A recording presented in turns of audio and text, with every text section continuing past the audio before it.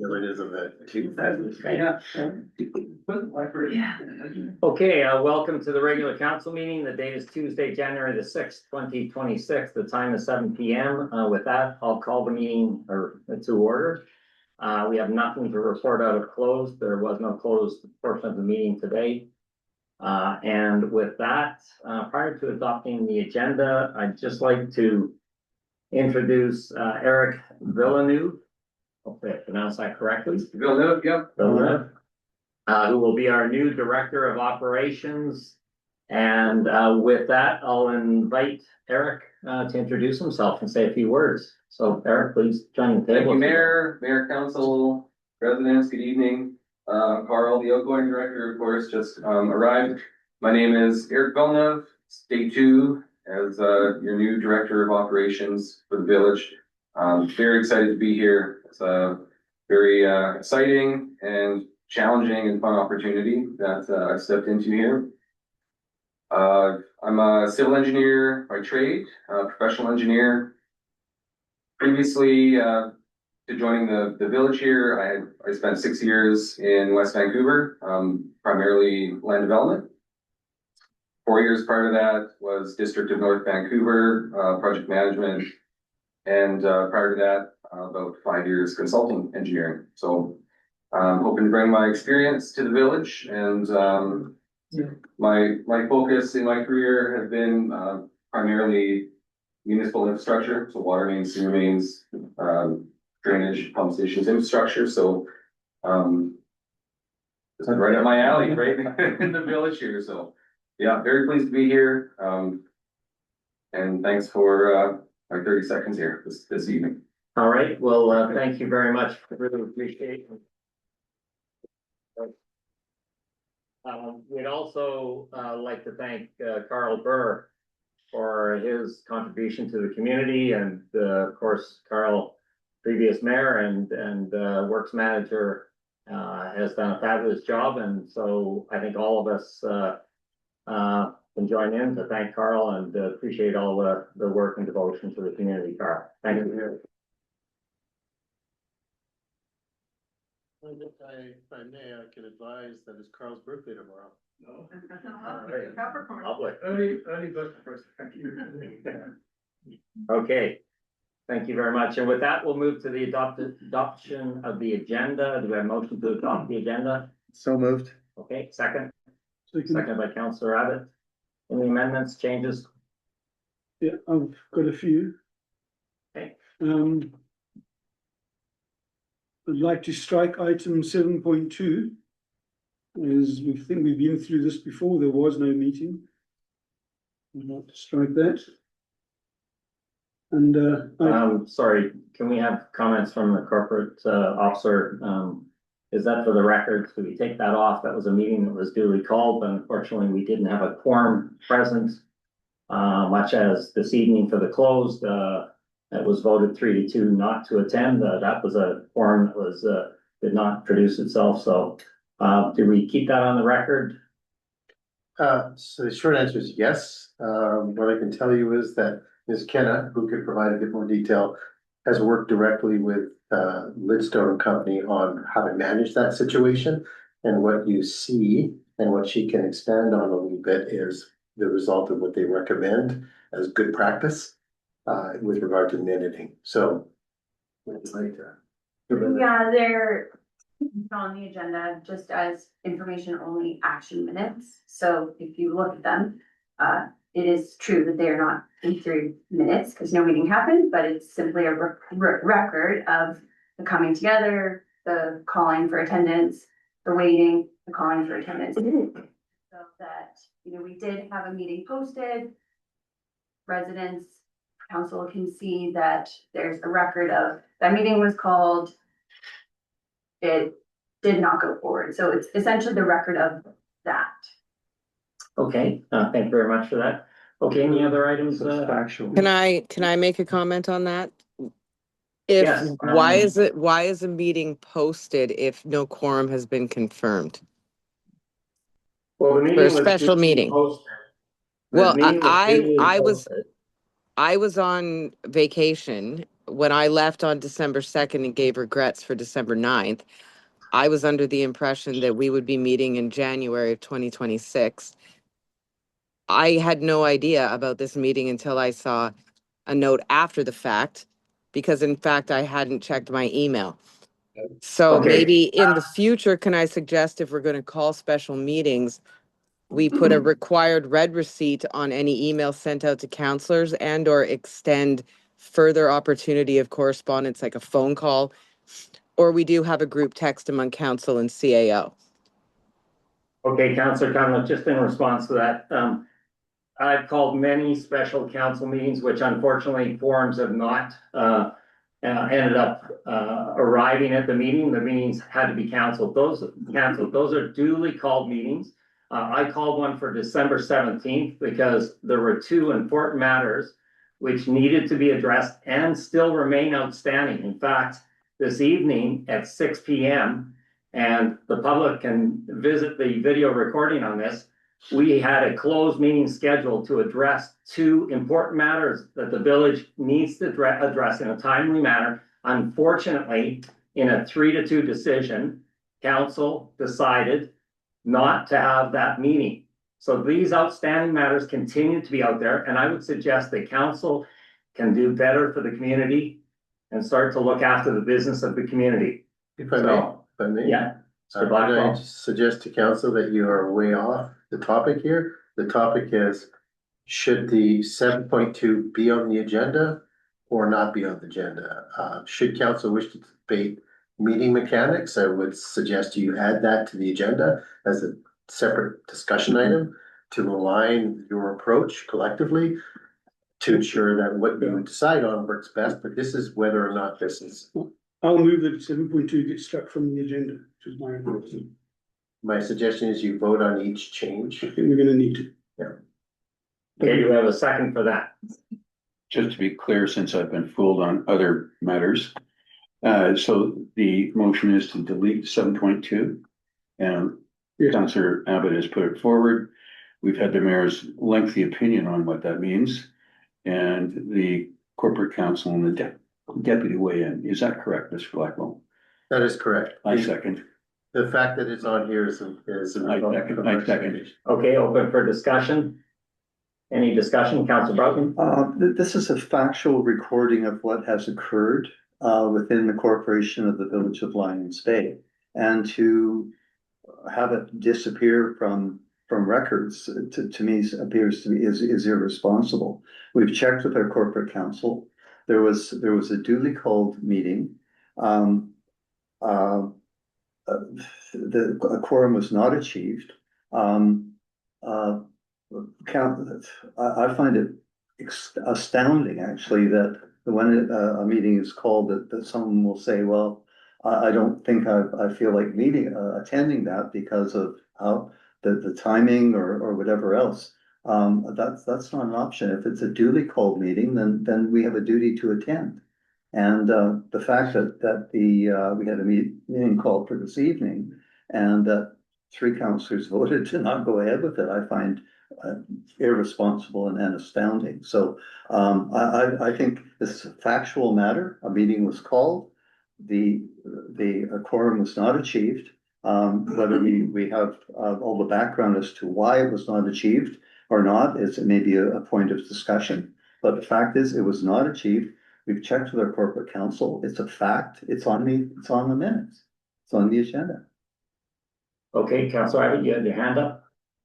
I think council's made it very clear what they expect before the meeting is called. I agree with Councillor Cunliffe.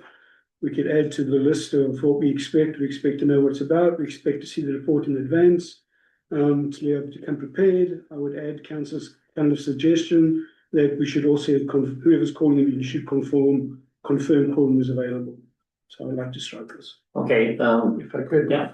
excuse me, before you vote on this, I must tell you that we have to capture this information. It can't just disappear into the midst of time. Because there's a public record in the public, strange as that may be, that stipulates that this meeting was called. We have to capture that. So as a corporate officer, if you choose to not include this on this agenda, it will be on the next one and every agenda going forward. Because I have no other, I'm required to capture that piece of information. So you may not want it, but it's a legal representation of what happened. And I cannot, as a corporate officer, not include that. Okay, I would, once again say, when duly meetings are called, whether it's council members, two council members calling one, or it's the mayor, there's a legislative, right and opportunity to call meetings and an expectation that council members attend those meetings. Now, this isn't the first. In fact, sorry, we're all allowed to speak. We're all allowed to speak. Point of order. Yes. We're all allowed to speak. We each get to speak once around the table.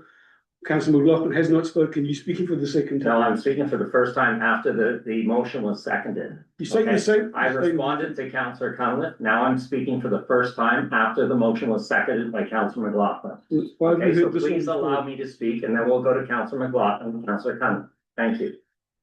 Okay, we've called many special meetings. In fact, April 24th, 2024, a special meeting was called and it took months and months to finally address that matter, which ended up costing the village about $85,000 plus. I would suggest that these two matters, which have been put forward December 17th, 2025, and again at 6 p.m. this evening, are important enough that council needs to set some time aside. Now, I would suggest that perhaps we set it aside at the end of this open portion of the meeting, since we weren't able to agree, or it was voted down 3-2, not to have it at 6 p.m. So that'd be my suggestion. Councillor McLaughlin. Sorry, I've got to keep you guys on, you're way off course. You guys are debating an issue that's not on the agenda. This is about whether, and you have to contain your discussion to whether the representation of that meeting at 7.2 should be on the agenda or not. Not how you go about meeting and all these other factors that are being discussed at the table. That's erroneous relative to this matter. You gotta limit your conversation to The motion on the floor. Thank you very much. Move that we. Okay, Have with the motion. Councillor McLaughlin, I'll call the question if you have no further comments. I have two comments. Thank you very much, Mayor Barry. First, my understanding is that relatively new to council, that there have been, and you alluded to a date, Mayor Barry, where a special council meeting was called but not attended. And as I understand from you, without specifics, there's been numerous other ones, and I believe that statement is correct.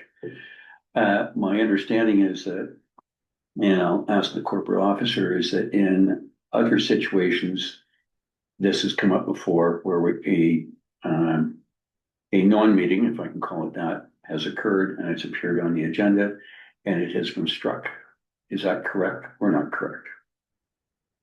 Mr. Blackwell. Perhaps I can defer to Crystal with regard to the timeline around when this was brought to Lidstone and Company for direction. So the question is, were a previous non-attended special committee meeting not put on the agenda as a matter of record? So Yes or no? it's not yes or no, it's both. It's yes and no. And here's why. Before we got this direction from our legal counsel, it was not, I think, I can't speak to in any great detail, I but wasn't there either. but after we received this, I believe you've put it on. Yeah, so just really briefly, if I may, previous minutes of this are non-minutes of this nature. Again, a learning curve for myself as well. We sort of looked at them and said, well, we can't approve them. They're not actual minutes. So then they were taken off. Now we have information from Lidstone. They can be considered action minutes. So it's simply a record of what didn't happen. If I may, Mr. Barry, so the tune has been changed here. Previously, it was deleted. I'm not sure. Let's go. Okay, the motion on Sorry, the Mr. table. Barry, is forward. Mr. Barry, I'm It's still it's speaking. mayor. I- It's mayor, as you would know, not Mr. Barry. Mayor Barry, I'm Thank you. still speaking. So, as I understand this, previously, when it was requested to be struck, it had been struck. New information has come forth. and now you're sharing that with us. Correct. That last piece for certain, I can. Thank you.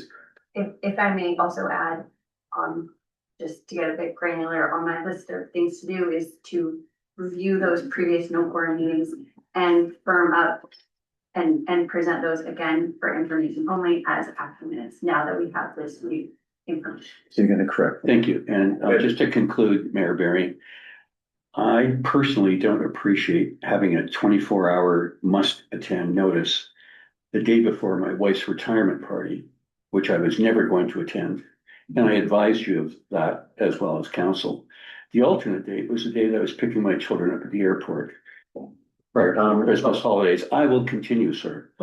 And so to suggest that I'm derelict in any way is so far out of boundary that it boggles the mind. And I'll conclude with that, sir. Okay, Councillor McLaughlin, you also assured on December 16th that you could not attend. However, you would address the matter January 6th at the next regular council meeting. And The next regular council meeting, you just voted this evening at 6 p.m. and that's on the record, on the videotape, to not go in Point and of address order. these two matters, which are Point of order, critical to the please. village. Point of order. I'm answering No, this, Councillor McLaughlin. Mayor Barry is absolutely correct. He's absolutely correct. Unfortunately, If I may, between the, just a second, Mr. Blackwell, unfortunately, the non-information as to going into closed, the substandard, in my view, agenda in closed, the fact that there were two lawyers invited to the last meeting, which I subsequently found out were uninvited by staff. Staff was not invited to this meeting. Mayor Barry, I don't know what show you're running here, but last time I heard, it involved all of council, all of staff in coming to a decision. And if you can't accept that, I guess we're gonna have a lot of these problems. Councillor McLaughlin, one moment, please. I'm gonna respond to Councillor McLaughlin. Okay, you were notified that these two items were critical. They were to do with the safety of our residents and protection of our staff. And for that reason, staff would not be involved in a meeting of that nature. That meeting was called for December 17th. It's been called again for this evening at 6 p.m. You voted, along with Councillor Abbott, Councillor Cunliffe, not to address those two matters. And as I said earlier, the last time council delayed addressing these matters, it cost the community $85,000 plus. So I would suggest that we need to address these matters. And if you have time after the open portion of this meeting, perhaps we can stay on a little bit longer and address these matters. Would that be okay with you, Councillor McLaughlin? if I may, I'm asking Councillor McLaughlin a question and I'll come back. Councillor McLaughlin, could we move to a closed portion of the meeting following the Mayor open? Barry, I'll repeat what I said. I was unavailable on the 2 dates that you recommended. I find that the going into in camera, since you've brought this up, and I've addressed this once before, were insufficient reasons for me to do this. if I may, Safety of our residents and staff. I would think those are sufficient when the mayor. called Okay, me. one more point of Mr. order. Blackwell, again, if I could turn your attention to whether this is about 7.2. This is not about your meeting mechanics.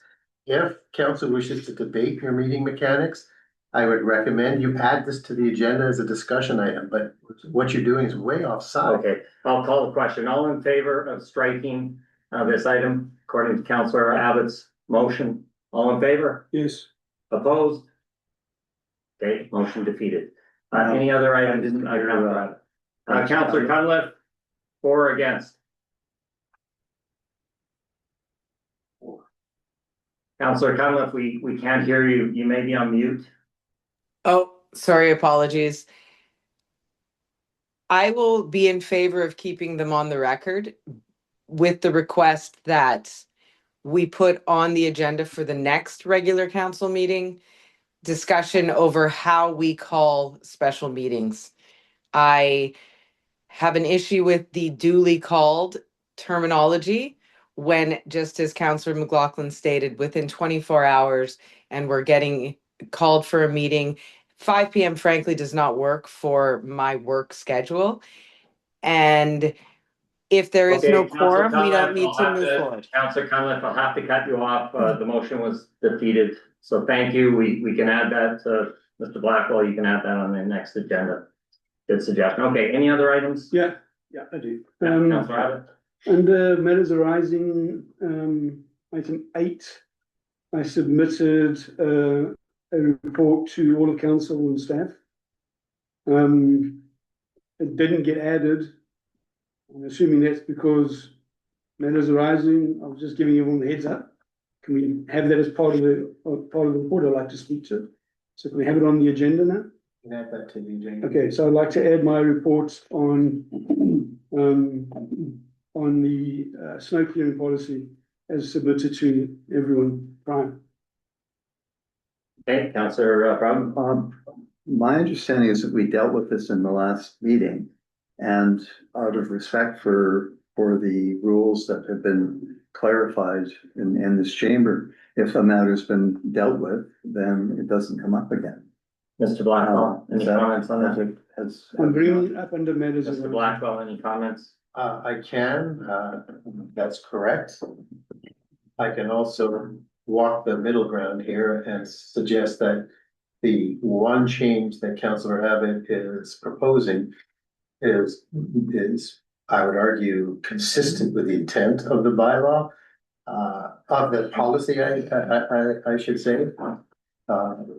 So long as council accepts that it's consistent, you don't even need to debate it. I'll just make the change. And to be more specific, there's a reference in terms of the tertiary level of service that says refers to as resources allow. Councillor Abbott is suggesting that apply to all 3 levels, and that I think that's a reasonable argument. So we can just make that an administrative adjustment if council is comfortable. Could we just move on that by consensus? Councillor Abbott, how do you feel about that? Sure, I'd still like the report to be added to the agenda. Okay, any other councillors? Under Matters business arising. Supportive of staff making the changes. Okay, I'd be supportive of that. Changes. I'm supportive. I left. Okay. Yeah, no, I'm in favor of that. Sorry, yes, I'm in favor. All right, so, Mr. Blackwell, please make changes. Any other items, Councillor Abbott? Yes, I do. Under item 9.1, it refers to a report that's not attached. Should we be striking 9.1? Mr. Blackwell? Annual final report. There was no report attached.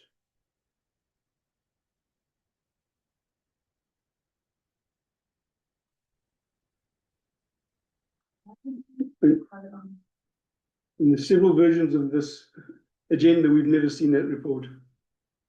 Does everyone agree with me? I haven't seen it. Anyone else seen it? Yeah, and I know that Mr. Kirkhoff's not here today. What page?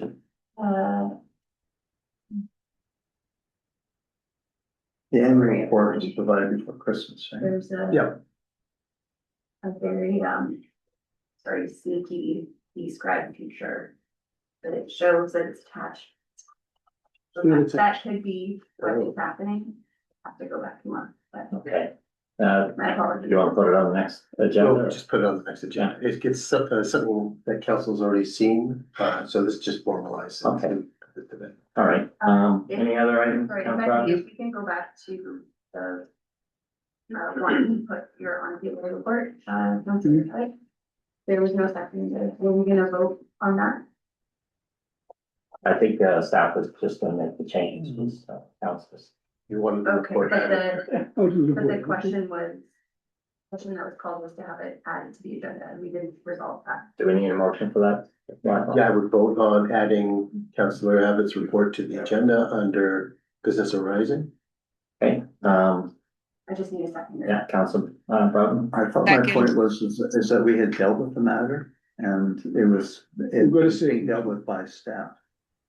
And that staff is dealing with it, so I don't see the point of adding a report to an agenda if the report is not going to be considered and it's been dealt with.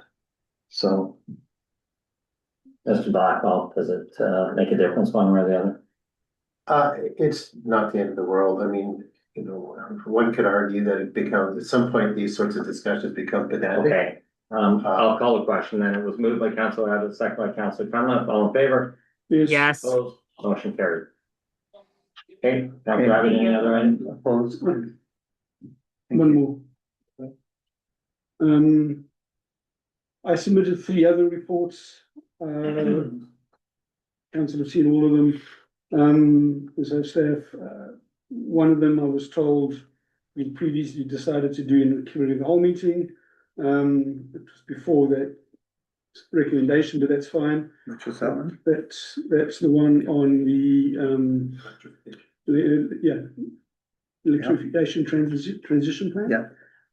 The second one was about a natural assets register and how to go about creating that. There was a last minute potential change yesterday that was suggested by John Robb, who's leading that. So it has to go back to the committee because it wasn't part of the discussion. So that'll come to a future council meeting.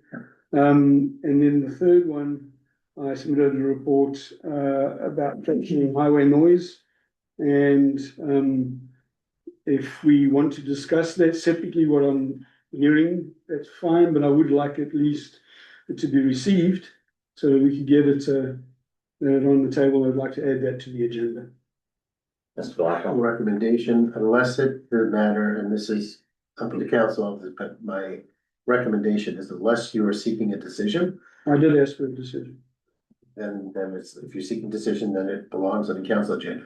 If it's more about a discussion about the issue, and in that case, I would recommend it be put on a committee of the whole agenda, and the committee of the whole make a recommendation to council. So that one, it had a decision request in it. So that's why I submitted to the council meeting, but I don't know what's going on with it. Councillor Brown. It was, that was dated December 18th, but we received it yesterday, and I have not had time to proceed with that. It's regarding highway noise. There was a mayor's task force on highway noise. There's a lot more information I'd like to know about it. I think it is an appropriate committee of the whole discussion topic, and I would not be prepared to make a decision on that this evening based on what information. I don't know. So it has a monetary request. It's not urgent, and it's certainly important, but it's not urgent, and so I would suggest that we discuss that in committee of the whole. Councillor Abbott, would you be amenable to moving that to the committee of the whole? Yeah, I'll go with the opinion of the rest of council. I really thought we could deal with it tonight. I'd like to put it on the agenda. We put it forward that it goes on the agenda and others can decide. Okay, moved to the agenda, second by Councillor McLaughlin. Sorry, it's not what I was doing. No, No. okay, have your hand up, so. I was going to comment that, along where Councillor Burton has pointed out, there is information. I wish this had been included when it was submitted, but it hasn't. And I think there's enough stuff going on right now that this would be better suited for the next meeting, with all respect to my colleague and what appears to be a good win for the community. Okay, Councillor Conlon. I concur. I haven't had a chance to read anything here yet, so a little more time. I'm sure that it's good work, but if we could maybe schedule a committee of the whole briefly before our next council meeting for a quick discussion and have it added to the agenda of the next council meeting, then we could have a discussion and try to make a decision at the same time. All right, thank you. Councillor Abbott, would you be, I'm reading the room, yes. all right, any other items? No. No, okay, with that, Mayor Barry, if I yeah, may. Councillor McLaughlin. I think while I was in the Historical Society room, I believe the Deputy Corporate Officer confirmed we're on for a committee of the whole for Monday. Perhaps a more robust agenda to include a number of these things, so we're go through them quickly. Ms. Blackwell. Totally up to council. My recommendation is that you set aside, if I were to pick a number to play it safe, about 2.5 hours. Okay, so that's For all that, evening. for For that one topic. Yeah, and then. Okay, that doesn't work then. Okay, thank you very much. Okay. Mr. Blackman. Okay, Can I just pass one Yeah. final word? One of the reasons why we had this meeting with the CAC before Christmas is, and I brought this up before, so these items do have budget attached to them, all of them. On the CAC ones, it's the LG cap funds, which we have to spend. So technically, there's no taxpayer addition. There's no money involved from that point of view. This highway noise one has a very small monetary value. And so if we push it, does that mean we're gonna have to then, the budget revision I'm or? gonna pull us back to the approval of the agenda. The noise item's been already referred to the committee of the whole. Any other items? No, okay, all in favor of the agenda as stands? I don't believe there's any additions. Just, The add in the report. the adding of the snow Clearing. clearing policy. Good support. All right, all in favor? Yes. Opposed, motion carried. You. We'll move to public participation and anyone in the gallery wish to approach the podium and just to outline, everyone has 2 minutes to speak. We generally go with 5 speakers, but if there's a few more that I'm sure council will be in favor of that, so. Thank you. Thank you.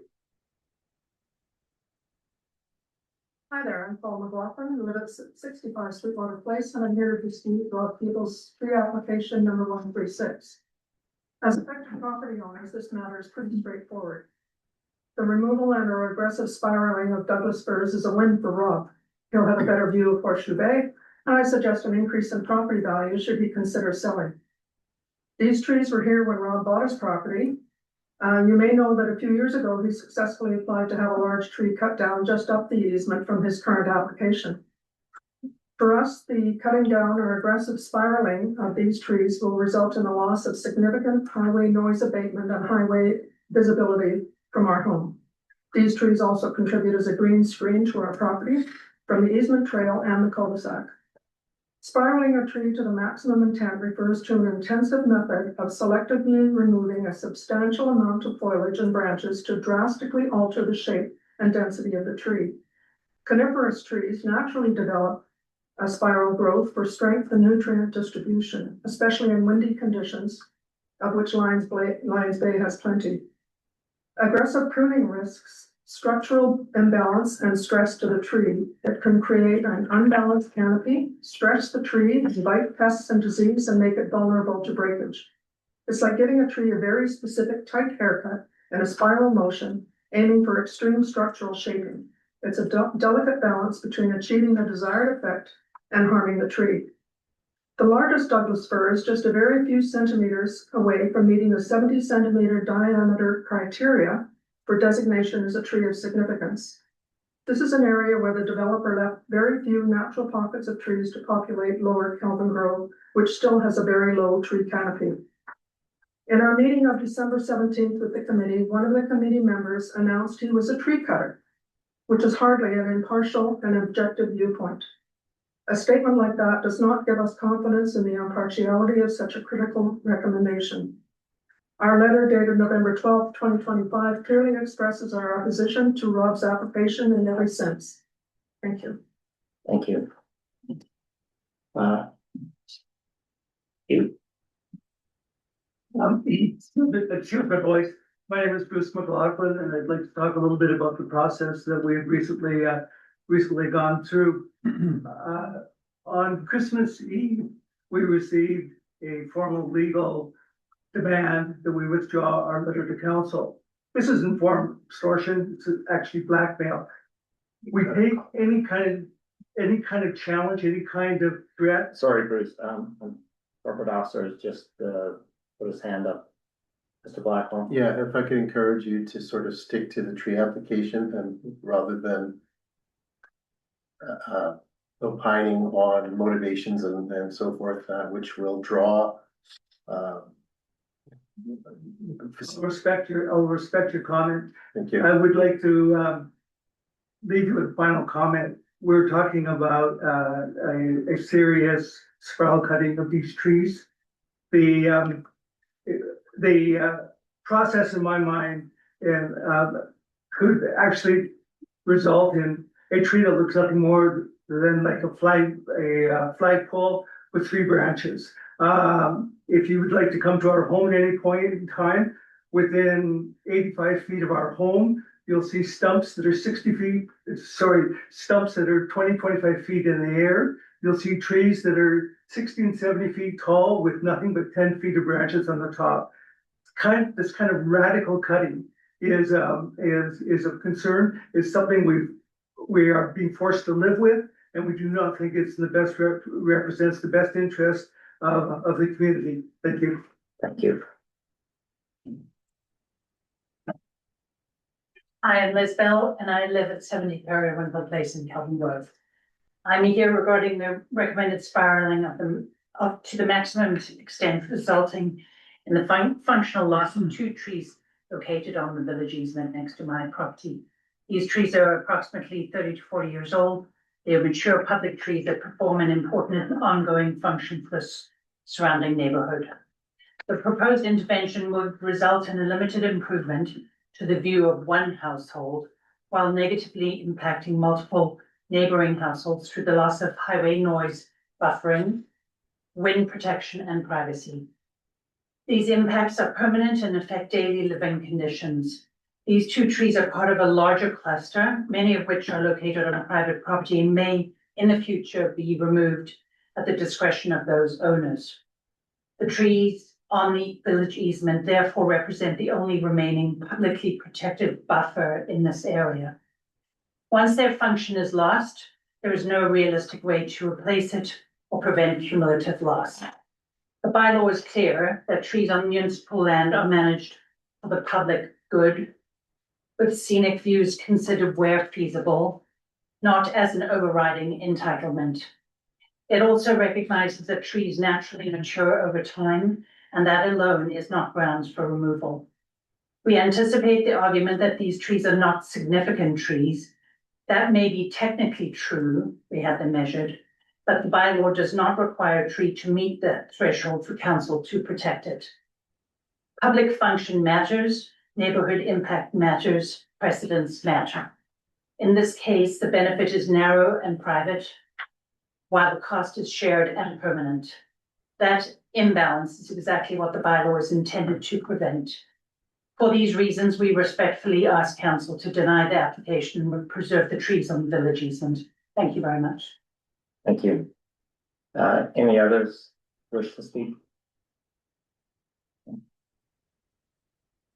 I'm Bob Peebles, applicant in question here, and I'm here to support my application, obviously, for tree work above the Sweetwater cul-de-sac. The Douglas firs in question, though mature, are not significant according to the bylaw, either by species or by diameter. That same bylaw recognizes that by their nature, these are not appropriate species for municipal property, precisely because they will grow and impact views as well as potentially impact municipal infrastructure, such as the sewer and water lines that they're situated on. In addition, they do overhang a public walking hiking trail, and limb shedding is a recognized hazard of fir trees, which can be made worse by attempts to spiral trim. And this leads me to question any reluctance to remove them. I've surveyed the neighborhood extensively and found majority agreement for the proposal by those closest to and most affected by the proposal. And I believe undue weight is being given to the negativity of a few property owners who will largely, if not completely, be unaffected. And I would certainly appreciate a deferral of council's final decision on the matter until such time as council members can pay a visit to the site and decide whether the objections made are in fact valid. I'm sure that it was difficult for the tree committee to remain impartial when the only voices they heard were the ones of those who chose to confront them, even before I had a chance to meet them on site, which incidentally violates the tree committee meeting protocol. And I would argue that claims of carbon capture and slope stability and noise abatement and windbreak and temperature regulation and habitat preservation and viewscapes and community well-being and on are not significant or even measurable in this case. In fact, they sound like buzz phrases being thrown about to support a position which is logically unjustifiable. I'm not proposing to clear cut Kelvin Grove. I'm simply making an attempt to rediscover the spectacular view that I moved here for. And I would welcome further discussion with council in some sort of a non-partisan atmosphere. Thank you. Thank you. Thank you. Okay, any others in the gallery wish to speak before we go to the online members? Janice Spencer, 45 Sweetwater Place. Just to follow up on the tree committee, just out of interest, I jumped on just to hear what was happening. I have read the tree committee's recommendation, and I would give some weight to what the tree committee has recommended, as they are struck to interpret our bylaws and respond to the community. And I would just also acknowledge that 6 of the 9 neighbors in the area that were canvassed by by Rob are in support of the tree work that he has requested. Okay, thank you. Any others online, Crystal? No. Okay, with that, we'll move to next item on the agenda. Thank you for everyone's participation. Appreciate that. 6 no delegations. This is, Sorry. Yeah, there is no delegation, so we'll move on to the approval of the minutes. Do I have a motion to approve the December 9th, 2025 minutes? Move forward. Moved by Councillor Abbott, seconded by Councillor McLaughlin. Discussion, amendments. I'm good with it. Okay, all in favor? Opposed? Motion carried. Okay, and 7.2 is for information, business arising, any business arising from minutes, councillors? Other than the one we dealt with, my one, I guess. Yeah, I don't have anything Okay. else. All right, with that, we'll move on, unfinished business, just sorry. just Councillor quickly. Barton. Sorry. There was an item, 9.2, regarding day rates and so on, and the proposal that there be a task force to look at evaluating rental fees and so on. I'll bring a report to the January 20th meeting with a recommendation of how to proceed there. So just following up on that, just for information. Okay, Okay. thank you. Any other items? Just a question there, Michael. You're bringing a report on how you intend to go about. That's what I'll be bringing. Okay, you haven't done it yet. You're bringing a report how you intend to. Yeah. do it. Yeah. I'll bring a proposal, yeah. Okay, Also, item 10.1.2, solid waste collection. There is I have a concern about the green waste, and I just hope that will be picked up in a future agenda. It's been referred back to staff, I believe. And so just wanted to note that there have a pretty serious concern about if we are limiting green waste collection, that there will be serious fire smart implications, and that really appreciate the work that's been done by really appreciate the work that's been done by staff on this. And I think that there's a win-win on this, but definitely we need to sort out something with green waste. So. Okay, and the other items I believe we've dealt with. Thank you. okay. We'll move to, I believe it's 10.1.1, or did we cover, anyone else have any comments on the action log? No, okay, we'll move to 10.1.1.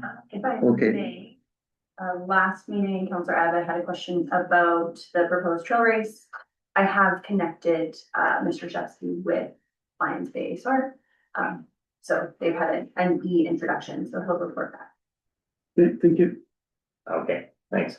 All right, so 10.1.1, recommendation is that council grant an exception to noise bylaw 283, 1998 to allow for amplified sound after the hours of 10 p.m. August 2nd, 2026 until midnight at 17 Brunswick. A motion by Councillor Broughton, seconded. Moved. No second. Councillor Abbott, all in favor? Aye. Yes. Opposed, motion carried. Okay, tree application. Before you do, Yes. can I suggest that, it would, although it would not be appropriate for council to have a public debate on any of these items, because you are now entertaining, crossing the line into public hearings, you can't invite the community to participate in respect of an application. What's been done is perfect. But what council can do is invite the applicant to speak further, should council have any questions, or should council wish to hear anything further. So you do have that latitude specifically with the applicant only with regard to each of these three applications before you. How about the applicant's suggestion that councilors visit the site? That's up to council. Okay, yeah, Councilman McLaughlin. Thank you, Mayor Barry. I heard Mrs. McLaughlin invite us to her home, and Mr. Peebles the same. In my over 11 years on the tree committee, I've yet to see a spiraling approach. So it's a unique situation. I understand as we witnessed today, the conviction and the logic behind the speakers doing what they do. I think the pictures don't do justice. I think for council to attend with the applicant on site at a date to be determined would be a good step for all of us to see the views, see the understanding. And I think that is my comment, so I would be supportive of that. My other piece is that, and this is a general comment, the developer who did Kelvin Grove wiped out every tree in the whole area. And so what has grown is after the fact, largely. And I think I worry that doing a precedent such as, sound and wind for this particular property basically decides the future for every tree cut application in Kelvin Grove. It also decides the tree cut application for everybody from the bridge on Bayview up to Stewart Road, because they also are affected by the sound. And it also affects everybody in Isleview. So I think council should be as fully informed, not only with the applications, not only with the outstanding presentations, but actually being on the site. Okay, thank you for those comments. And so I think that was one of the suggestions, was perhaps deferring this to allow council more time. Mr. Blackwell, you have your hand up. Just to keep you guys in the lane here, you need to move and second this before you can debate this. Yeah. But if there's no willingness to debate this, which is like what I'm reading. I don't propose to debate this application. Somebody needs to do. I can defer. Motion to defer. If I could table the application to a future council. Thank you. Okay, do we have a second to table the application? Second by Council Broughton. Any discussion before we call the question? Okay, all in favor? Yes. Tabling, opposed, motion carried. Thank you for that, Mr. Blackwell. I will confirm with council that we will work with the applicant to set up the best we can to coordinate a meeting with council. Okay, 10.1.3, the motion is the council approved tree cutting permit application number 137, subject to the following conditions A to F, as outlining in the agenda. The motion moved by Councilor McLaughlin, second. Do we have a second? Second by Councilor Broughton. Discussion. Okay, Councilor Broughton. Just generally, I think that the council needs to bring an open mind to all decisions, and that we're assisted by the recommendations of the tree committee. I really respect the recommendations of the tree committee, and I feel that the previous application is very, very appropriate that we seek more information, but also I do support, or I want to value the work of the tree committee.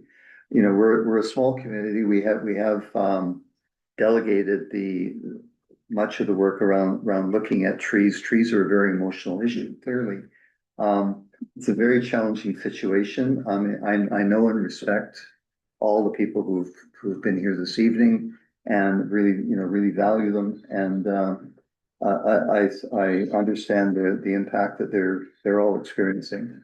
However, you know, we as a council must sit here with an open mind and make a decision based on data and information that we have. And so, just to really reiterate that I really support the tree committee, and support the recommendations. And in this circumstance, I believe it's really appropriate to have more information in order to make a really wholesome decision. Great. In regards to application 137, Ocean View, that's 137, 135 Ocean View Road. I'll call the question. All in favor? Aye. Opposed? Motion carried. Okay, next application, pre-application is, the motion is that council approve tree cutting permit, application 138, subject to the following conditions, and those are A to F.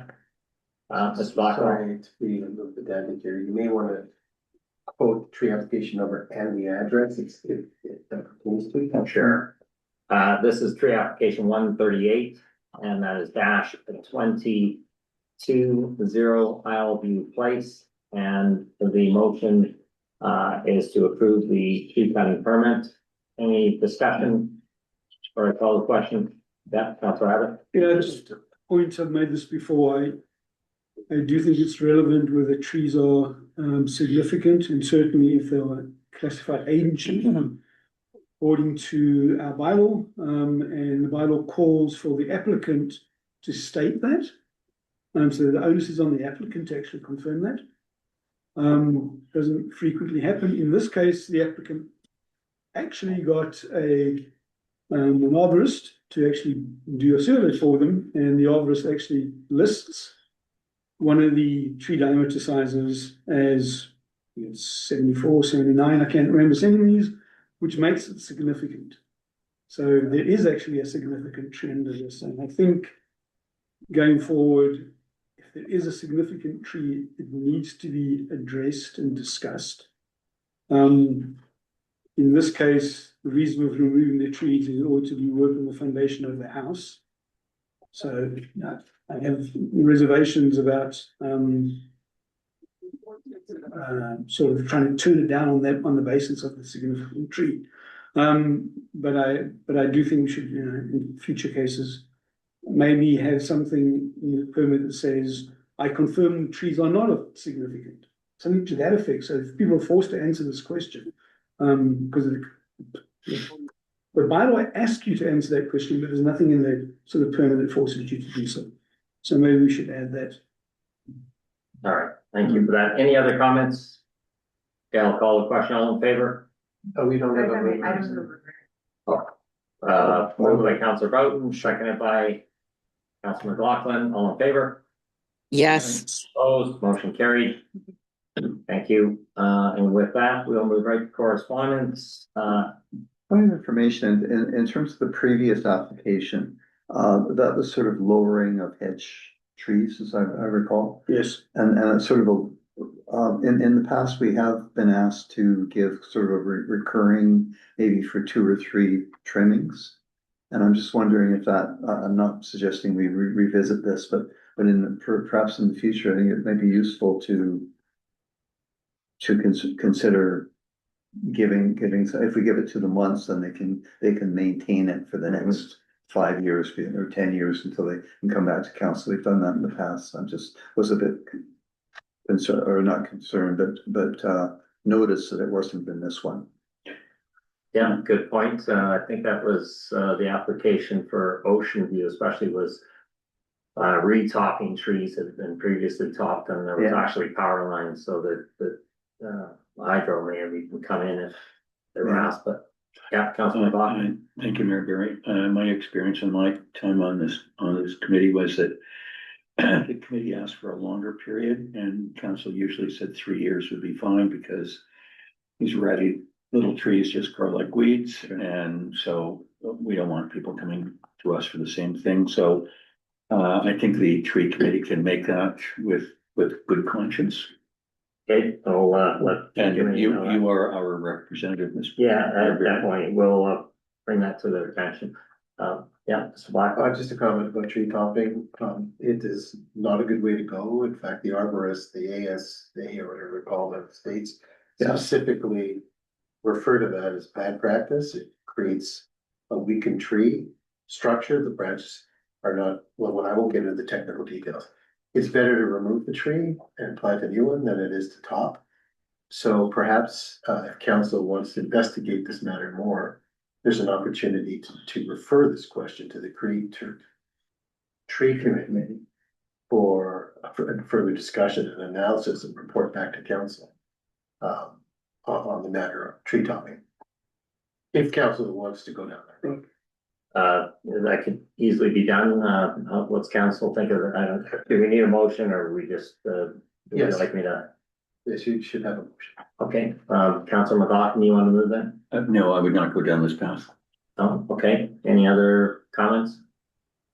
Councilor Bowden? I think, there's a lot of cedar hedges that have gotten out of control and have gone from edge to tree, or they were inappropriately planted in the first place. And I think if we took all those out, then we would have a huge amount of removal in the village. So I think there's quite a number of cases where people are kind of maintaining inappropriately planted trees, but they're kind of calling them edges.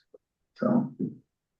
Okay, I would maybe suggest that we bring this back for further discussion.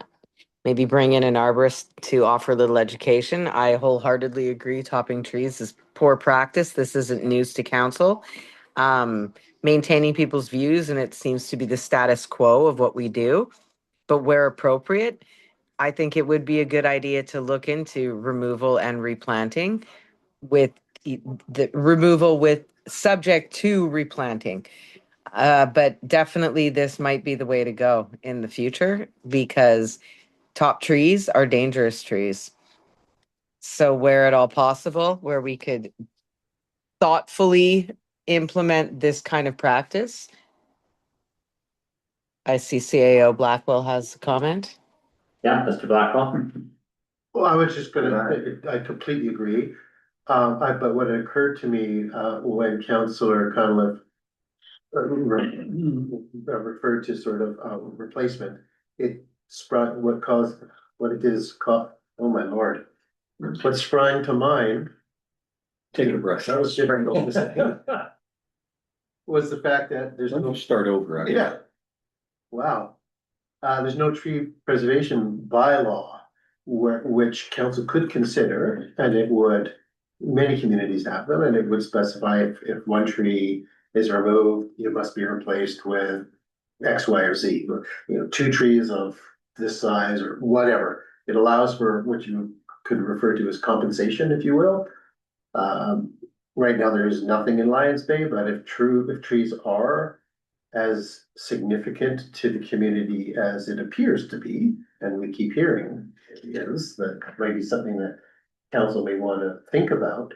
And if council is so minded to invite an arborist in the future to have that discussion, you may want to think about folding into that discussion that item of a potential tree bylaw and what that might look like. So. If I could jump back in there, I agree with that wholeheartedly. I know at least the District of North Vancouver, and I'm sure many other metro communities, you cannot remove a tree without replacing a tree, even if it is on private property. We don't have a lack of trees in Lions Bay, but where they do exist, they are significant to our residents. So more thoughtfulness behind how we move forward with this definitely should be welcomed. So great suggestion. Are we ready to do this next week? No, but maybe moving forward, we should. This could be a committee of the whole conversation for sure. And then we'll see how to engage the public and see how they would want to move forward on that. Okay, I would suggest that we also ask the tree committee for some input if we're considering discussion at the committee of the whole. Does council want to move any motion on this, or you want to defer this? If I may, Mayor Barry. Putting our executive time aside thinking of the 7 months of this council's term in office and the workload that CEO Blackwell has, I don't see this as a top priority. And I do agree with the comments made on what I would call a top tree, which in my view is something that was 80 feet tall, is now 20 feet tall and looks like a tabletop, versus where Councillor Broughton was going. People that are maintaining what looks like a sadly planted cedar hedge some time ago that is now 12 feet and going to 14 to 15. And they get out there reaching as they do with their ladder and God, I hope they're not using chainsaws, but you know where I'm going with this. Yeah. And I just don't think there's good value here. The intent is good, but I just don't think it's of our time. Unless it was to be handed over to our volunteers or go to the tree committee and they decided to do something by themselves and come back to us. Okay, thank you very much. Okay, we'll move to correspondence 13.1. Any councilors wish to pull any items from the correspondence? Councilor Broughton, you have your hand up, and then Councilor Abbott will go to you. Yeah, could I go first? Sure, go ahead. I'm on Yeah, Councilor. correspondence duty. Sure. So I think we can It's your receive. job. It's your job. My job. We can receive all of these with the exception of two that had an ask. The first one that had an ask was the first one on the list from the Regional Housing and Transportation. Sorry, I'm not sure what the title was anyway. This is about a study for housing and transportation done by Metro. The regionals are all misleading. I had a look at the report. The cover page of the map of the area they looked at does not even include Ryan's Bay. The whole report is not about Lions Way, it's about rapid transit. It doesn't affect us. They're offering to come meet with various councils and provide further education. I would suggest we don't need to do that. Okay. Seeing they've even made the map. And it's not relevant to us. The second one is the one from Kieran Dollywell, Patrick Weiler's office about emergency management. Mhm. So this is the federal government looking to get some input into their role in emergency management. Now, we as a council have in the past and very much so recently since Botany been questioned the provincial government, which, to use someone else's term, not mine, seems to download things like emergency management on the municipality. As we all know, we've been questioning that and thinking there's a better way to manage that for small municipalities that cannot possibly handle all the levels of emergency management. I think this is an opportunity by making that point at the federal level, which hopefully then flows back with some pressure at the provincial level, and maybe these things come together and help us get where we are. So I think we need to do something. How we do it? Do we have a workshop? I think we should involve the EPC committee, that is, the whole committee, or maybe it's just the EPC coordinator for all of them. So I'm open to how we want to go about it, but we have until the 28th of February to have something prepared. The other option is staff and the EPC prepare a report, bring it to us, we workshop that. I'm not suggesting how we go about it, but we do need to do something in my opinion. Councilor Broughton? Yeah, I completely support that. And my idea was that perhaps that we could be discussed with Mary Brown and see if, you know, what role she saw herself involved in that. I'm not sure, but I do think we should not let this slide by. It's a huge issue. And, you know, if we have a major crisis, the federals will probably be involved, but if some of the other stuff is less involved. So I would support, Okay, thank you very much. perhaps Mary. Mr. Blackwell, any updates or any feedback on the province or Metro? There were discussions that were ongoing and anything that we could dovetail this into or to those Thank you. Yeah, it's hard to say. in terms of what and if something, then to what extent there is traction around moving this issue forward. What I can tell you is that, excuse me, roughly 2 months ago, approximately, Metro Vancouver retained the services of a consultant to investigate this issue. And report back to Metro. I met with that consulting team, 2 of them, to have this conversation about the deficiencies in EDMA and stuff that you already know about the obligations with regard to small communities and how impossible it is for small communities to operate fully functioning EOCs, all the rest of it. So that is, in theory, conveyed in the report. I've read the draft report. I would have preferred much stronger language with regard to my comments. But nonetheless, I can only do what I can do. They're the authors. So that has either now made its way to whatever the next level is, which they have not advised me of at Metro. I don't know if the intention is to take it to the board, this report to the board. I don't know what the next steps are. All I can tell you is that either a draft is complete or the final report is complete and is in the hands of Metro. So what will transpire as a result of that reporting remains to be seen. Stand by. Could you request a copy of that draft to share with council? I think I have it. Make a note.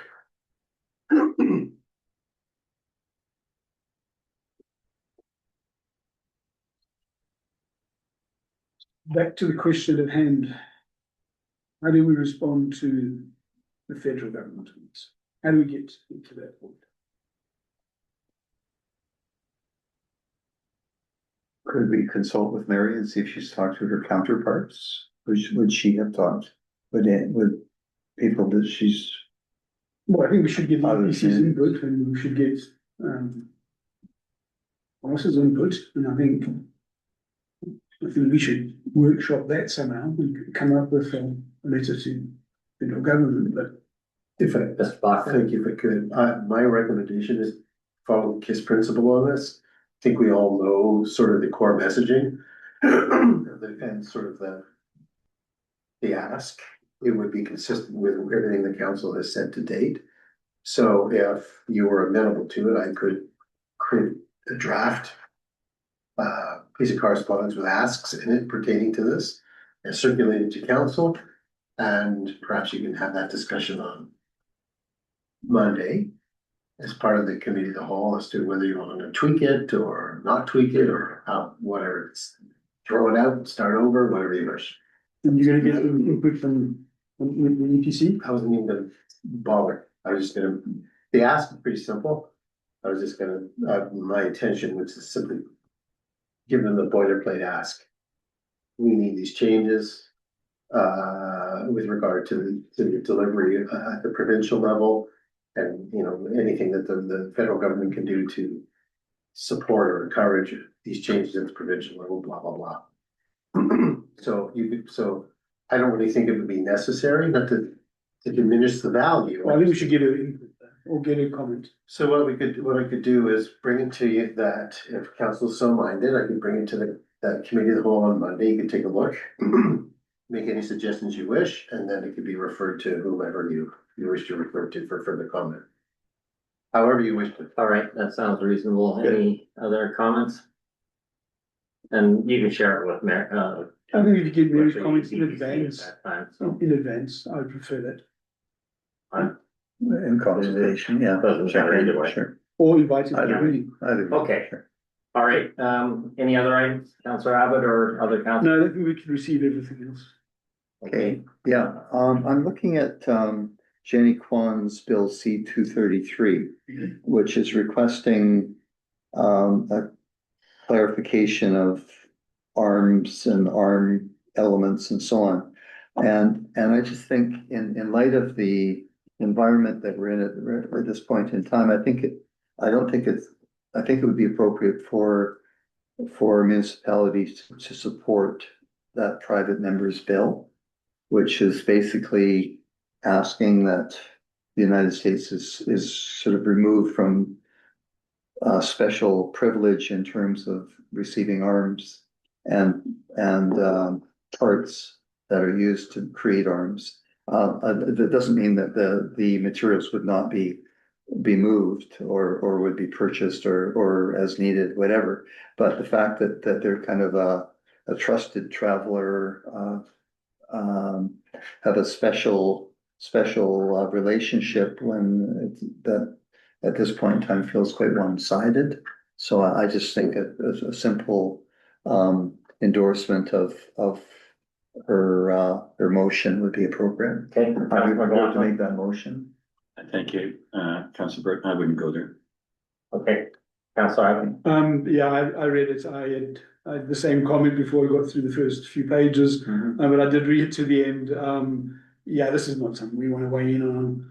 Whether a switch or some sort of trigger ends up in the the US government helicopter and ends somewhere, that's something we can wade into. That's just Okay, way above. I tend to believe it's something that we should probably, we need to look after our community, items that are more Okay. pressing, so yeah. I'm not hearing overwhelming support. No, fair enough for bringing it up, Yeah. it's all about discussion. Okay, any other items? Yeah. We're not living in a void, that's my point here, yeah. Okay. Any other items on the correspondence? No, okay, no new business, public questions, comments, anyone in the gallery wish to speak once again? No, anyone online, Crystal? No. Oh, okay, motion to adjourn the meeting, moved by Councillor McLaughlin, second by Councillor Abbott, all in favor? Yes, Opposed, motion carried, thank you for attending. thank you.